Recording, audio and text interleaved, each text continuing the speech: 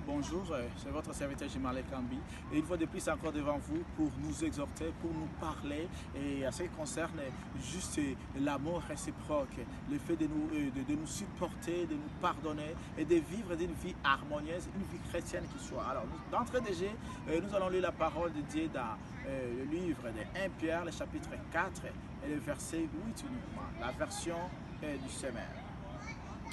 Avant tout, aimez-vous ardemment les uns les autres, car l'amour garde le silence sur un grand nombre de péchés. Oh, il est dit dans la version seconde, car l'amour couvre une multitude de péchés. Alors, par cette parole d'abord, je voulais d'abord nous exhorter, comme nous le voyons, il s'agit d'abord de l'amour. L'amour que nous voyons, que lui-même Jésus nous a offert. Parce que c'est Jésus qui nous a aimés en premier. La parole dit, car Dieu a tant aimé les mondes, nous a donné son Fils unique, afin que quiconque ne périsse, mais que nous puissions tous avoir la vie éternelle. Alors, par son amour, par son affection, cela a permis à ce que nous soyons rachetés. Permet à ce que nous puissions avoir une nouvelle nature. Nous soyons tels que et nous sommes aujourd'hui avec toute fierté, car la parole dit que celui qui veut mettre sa fierté, qu'il mette sa fierté dans le Seigneur. Alors, et c'est pour cela, bien aimé, Jésus lui-même nous a aimés en premier. Il nous a offert cet amour. Et nous dit également cet amour. Aimez-vous les uns des autres. Nous voyons que, bien aimé, il ne s'agit pas d'une exhortation, mais il s'agit, bien aimé, d'une condition de nous aimer les uns des autres.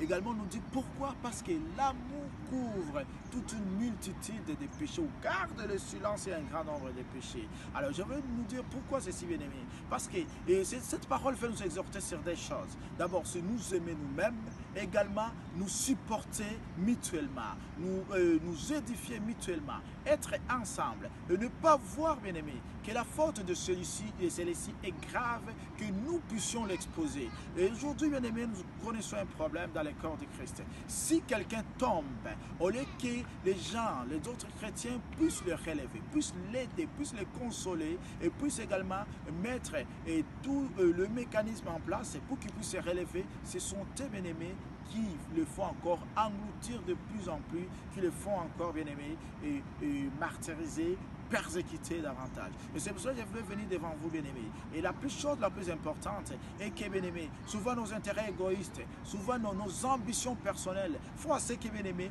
nous ne voyons pas l'autre. Font à ce que, bien-aimés, nous ne comprenons pas la situation de l'autre. Mais essayons en tant que chrétiens, comprenons la situation de ceux qui sont dans la faiblesse. Comprenons la situation, bien-aimés, de ceux qui vivent une vie peut-être qu'ils ne méritaient pas. Car Dieu nous a établi que nous soyons des sentinelles. Et une sentinelle doit être d'abord guidée par l'amour, doit être guidée par la motivation. Et cette motivation doit être la motivation, bien aimée, d'aider les autres, de comprendre les situations des autres afin de les assister. Et également, bien aimé, il s'agit de comprendre quelles sont les faiblesses de notre personne, quelles sont les faiblesses de mon frère, les faiblesses de ma sœur, afin que je puisse l'assister, afin que je puisse l'aider, afin que je puisse faire tout ce qui est mieux pour que la personne ne reste pas dans sa situation, mais pour que la personne soit relevée, la personne revienne vers Jésus-Christ, bien-aimé. Jésus nous a aimés, Jésus nous a tout offert, nous a tout donné, nous a tout changé, transformé, et il nous a fait rayonner, et aujourd'hui nous reflétons son image. Pourquoi ne pas profiter à cela? Et c'est pour ça que je voulais, bien-aimé, exhorter à quelqu'un, et si ton frère, bien-aimé, est dans le péché, ne cours pas pour dire que ce frère, moi je dois le rejeter. Va vers lui, avance vers lui, parle-lui. Montre-lui, bien-aimé, ses imperfections. Montre-lui ses fautes. Parle-lui ce que la parole de Dieu dit et non pas selon ta pensée, non pas selon ta volonté et non pas selon ce que toi tu veux. Mais parle ce que Dieu veut. Car Dieu, bien-aimé, veut que nous soyons tous sauvés. Dieu veut, bien-aimé, que nous puissions nous supporter.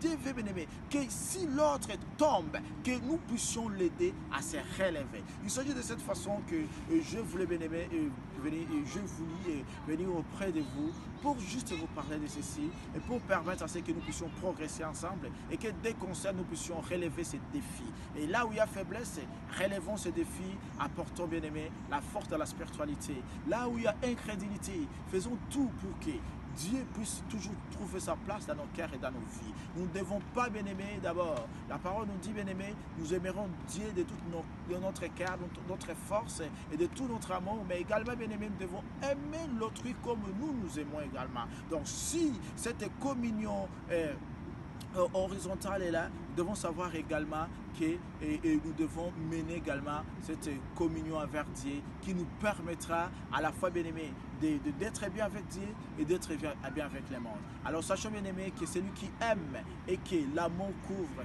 toute une multitude de fautes, toute une multitude de péchés. N'exposons pas les autres, mais